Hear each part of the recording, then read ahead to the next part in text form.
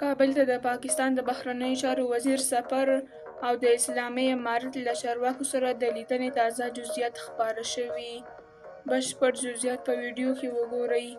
درنو لیدونکو ستړي مه شئ. د پاکستان د بهرنیو چارو وزیر ویلي چې په پاکستان کې د افغان کډوالو ملکیتونه، جایدادونه او توکي هیڅوک نشي ایسارولی. نوموړي وزیر ژمنه کړې چې پاکستاني امنیتي ادارې به په دې برخه کې د هر ډول خپلسري عمل مخه نیسي. اسحاق ډار ویلي چې د دواړو هیوادونو ترمنځ د سوداګرۍ د ودې په موخه یې پر ډیرو سوداګریزو توکو ټکسونه لږ کړي او د سوداګریزو توکو د لیږد په برخه کې به هم ګټور ګامونه پورته کړي.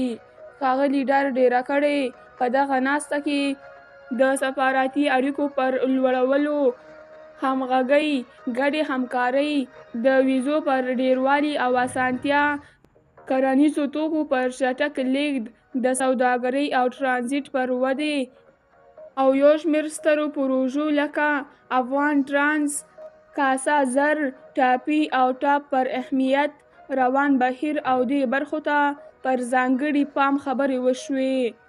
د دغه هیواد د بهرنیو چارو وزیر پر ایکس لیکلي چې د دواړو لورو د اړیکو د لا پیاوړتیا لپاره د لوړې کچې پرله پسې لیدنو هم هوکړه کړې ده.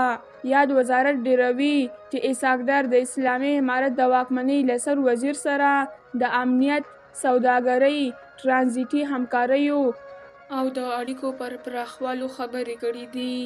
درنو لیدونکو له ملتیا مو مننه.